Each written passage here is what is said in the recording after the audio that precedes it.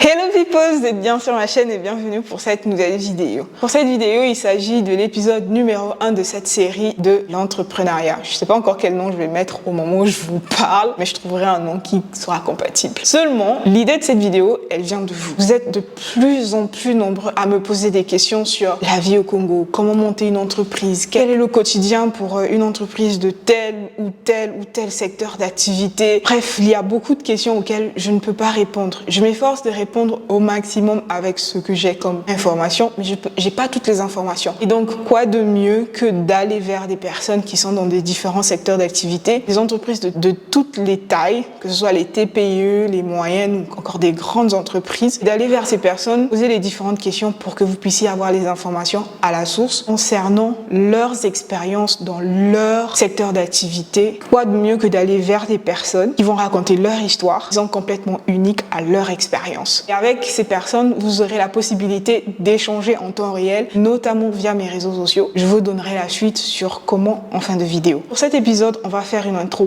pas trop longue quand même. Je vous invite à suivre l'histoire ou le parcours de Irma. Irma qui est cette jeune femme qui a monté son entreprise qui est une anglerie et qui aujourd'hui travaille à Pointe-Noire. Pour cette vidéo, vous avez été nombreux à reconnaître Irma sur mes réseaux sociaux. Vous avez été nombreuses à reconnaître Irma sur mes réseaux sociaux et vous avez été heureuse qu'on commence par cette jeune dame. Donc sans plus tarder, je vous laisse suivre la vidéo et on se rejoint en fin de vidéo pour vous expliquer comment se passera la démarche pour les autres vidéos.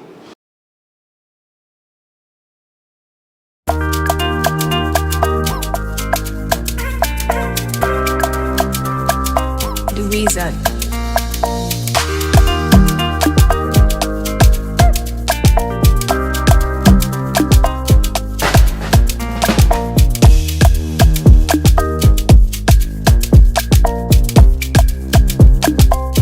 Bonjour Irma, comment vas-tu? Je vais bien, merci. Et toi? Ça va, je vais bien aussi. Nous sommes dans ton institut ici et quel est le nom de l'institut? Alors, mon institut s'appelle Irnel Color et nous sommes situés en Vunvu, sur les Dallettes qui emmènent vers le marché Mayaka, juste à côté de l'école Nelson Mandela. D'accord. Alors, dis-moi, pourquoi Irnel Color?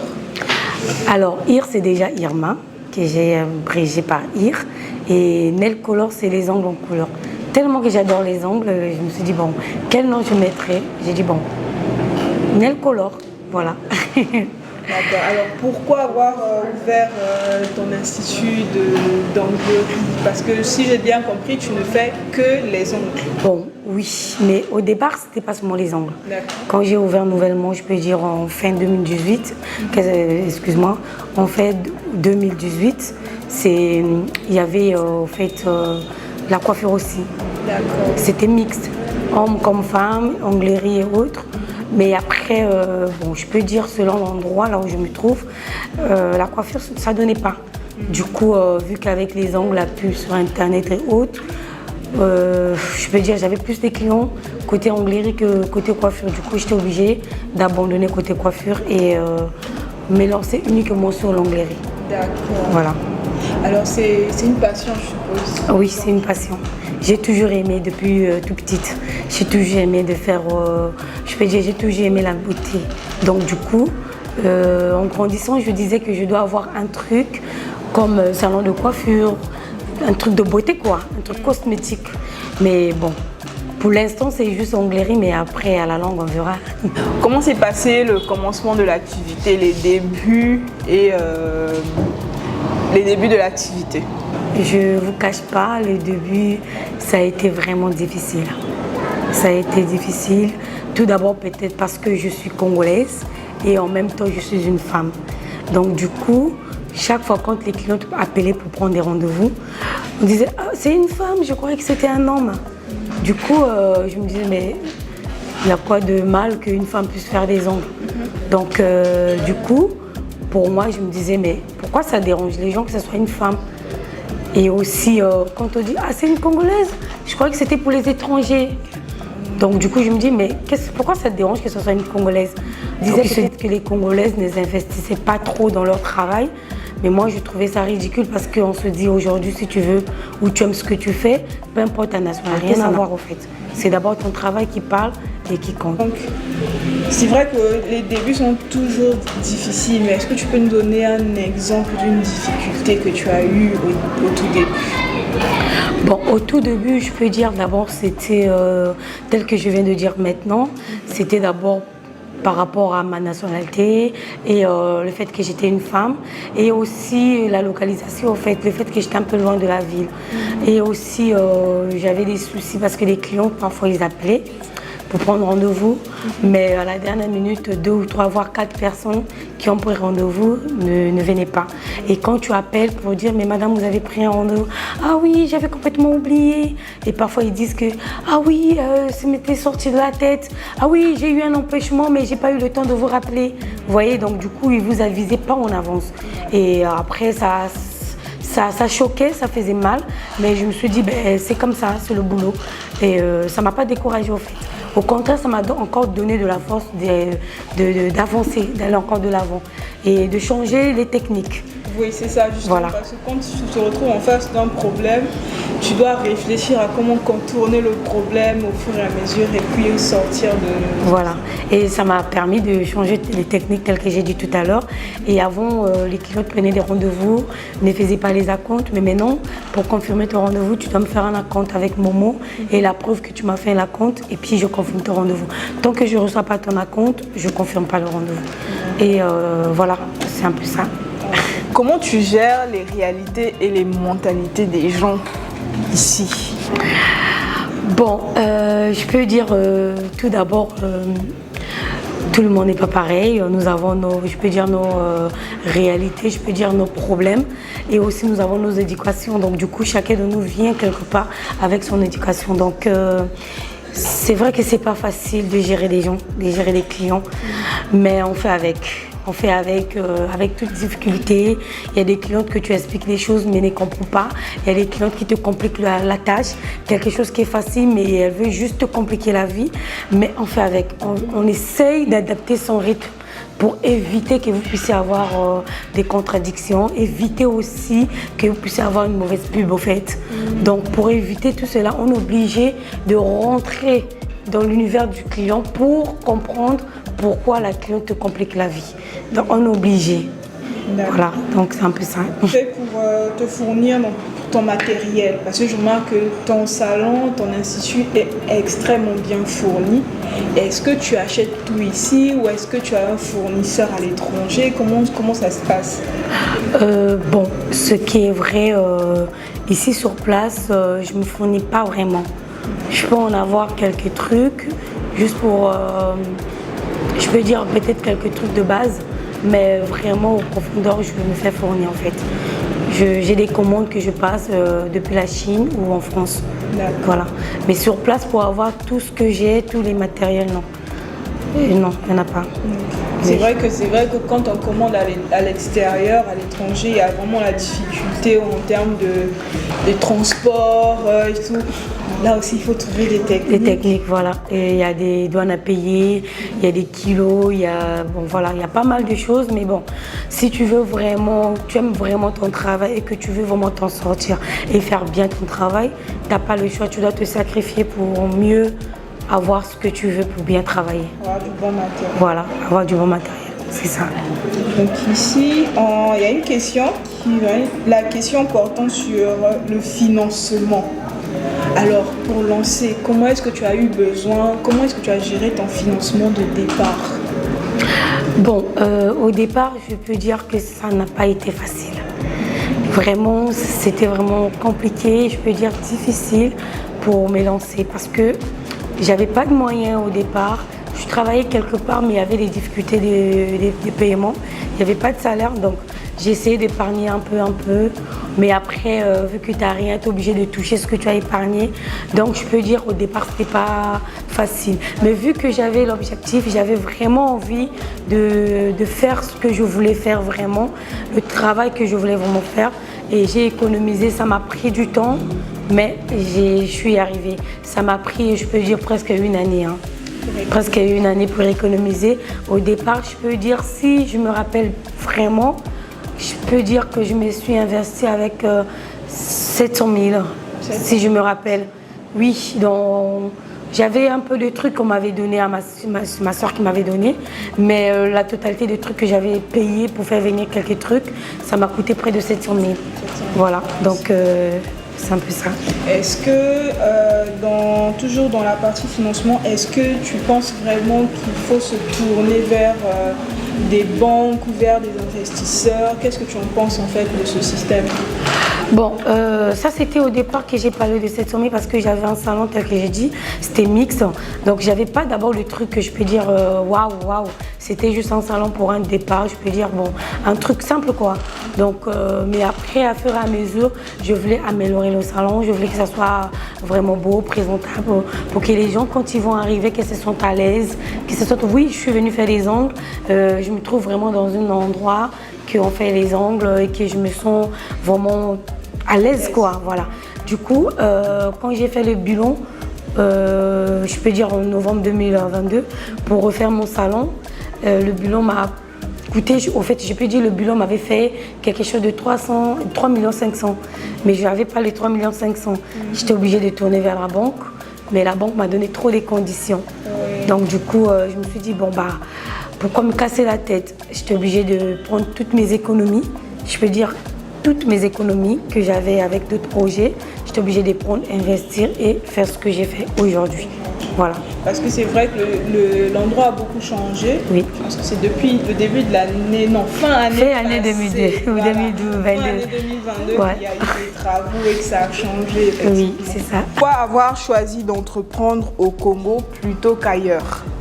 Bon, ça, la question, il y a pas mal de gens qui me posent, et même des clientes qui me posent la même question. Mais pourquoi ici au Congo? Ailleurs, tu vas faire des sous. Ce que tu fais des prix, c'est trop abordable tes prix. Ailleurs, ça sera ceci. Je dis, ben, écoutez, c'est vrai qu'ailleurs, je pourrais bien gagner ma vie, c'est vrai, ça c'est certain. Mais si nous tous, on décide d'aller ailleurs, alors qui va investir dans notre propre pays? Déjà, nous-mêmes, si on ne s'investit pas dans notre propre pays, si on ne cherche pas à changer les choses dans notre propre pays, montrer aux gens d'autres pays et d'autres personnes qui sont à l'extérieur que nous aussi on peut faire mieux, on peut faire ceci, mais donc qui le ferait? Donc on ne va pas laisser tout le temps que ce soit les étrangers qui vont venir faire les bonnes choses dans notre propre pays. Donc il faut d'abord commencer chez soi avant d'aller ailleurs. Voilà, donc du coup moi j'ai préféré faire ici parce que j'aime mon pays d'abord, tout d'abord, et j'aime ce que je fais et je préfère le faire ici et que ailleurs. Quels sont pour toi les 3 secrets de la réussite? Alors, sans vous le cacher, je peux dire les 3 secrets de la réussite, c'est d'abord aimer ce que vous faites. Donc, j'aime ce que je fais. Donc, aimer ce que vous faites. Et la deuxième secret, je peux dire, c'est ne juger personne. Peu importe la personne qui va traverser, je peux dire qui va affranchir votre entreprise, société ou votre endroit, peu importe que ce soit une personne riche ou pauvre, ne le jugez pas. Et ça va permettre que votre institut aille de l'avant. Parce que ce sont les mêmes personnes qui vont faire de la pub pour vous. Et la troisième, je peux dire, votre gentillesse.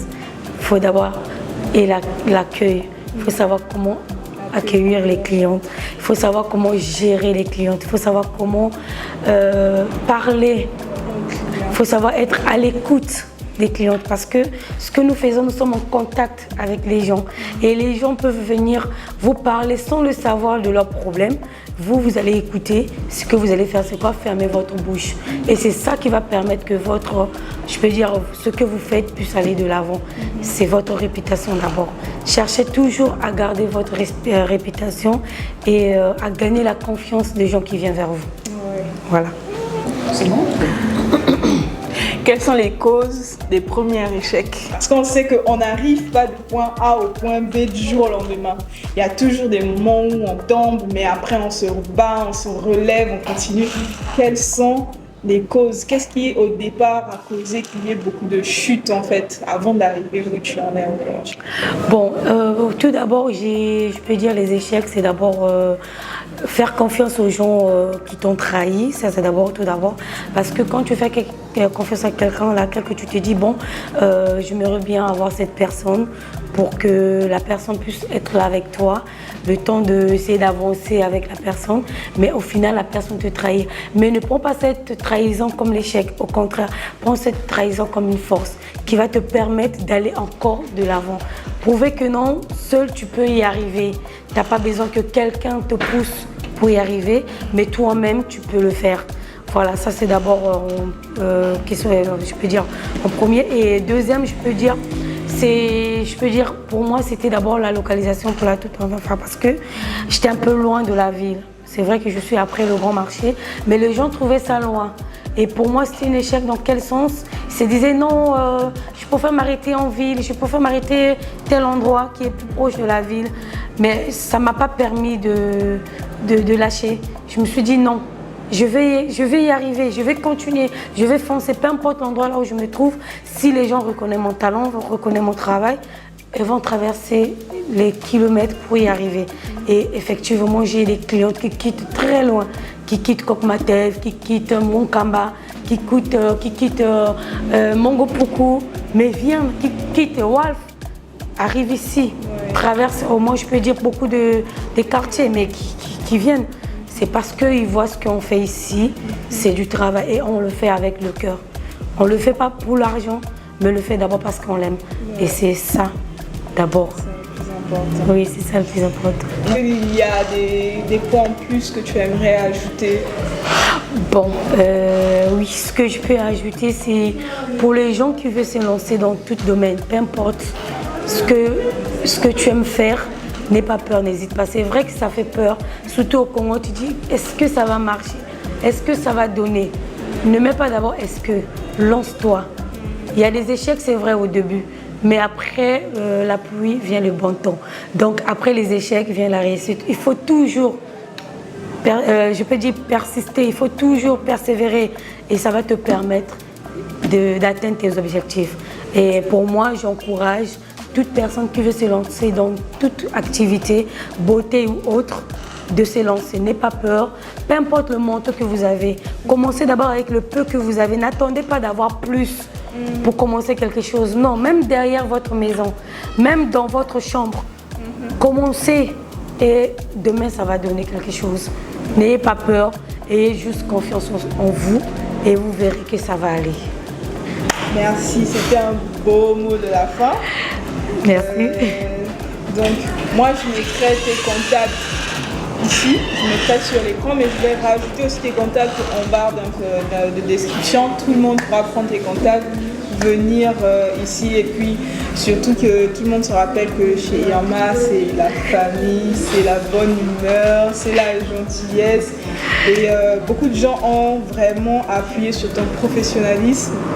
Et je suis fière de pouvoir te présenter au monde parce qu'on est en face d'une boss lady. Ça me fait plaisir. En tout cas, merci à toute personne. Je peux dire merci à toutes ces personnes qui ont parlé du bien de moi, de mon travail et aussi qui m'encouragent, je peux dire, tous les jours dans mon travail et qui me donnent de la force, qui me donnent du courage de me lever tous les jours.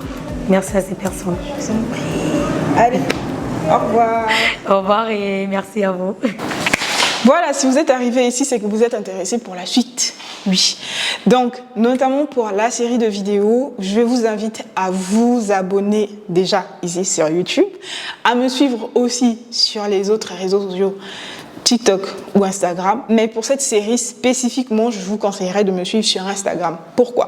Sur Instagram, je mettrai dans mes stories les behind the scenes sur lesquels vous pourrez interagir en temps réel avec l'intervenant de l'épisode. Si sur Instagram, je mettrai quelques jours avant un post sur lequel vous pourrez laisser vos questions concernant le secteur d'activité ou concernant la personne qui sera en face de nous.